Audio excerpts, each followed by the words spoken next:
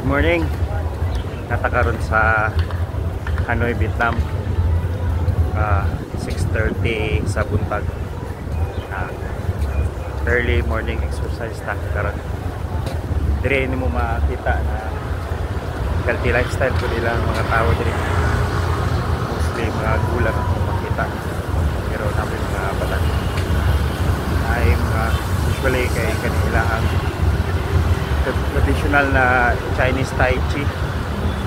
Naiga jog, naiga run, naiga bike, cycling. Active po nilang mga cycling community dire. So, natakaroon sa Wam Ken Lake. And then dako ni siya na lake, no?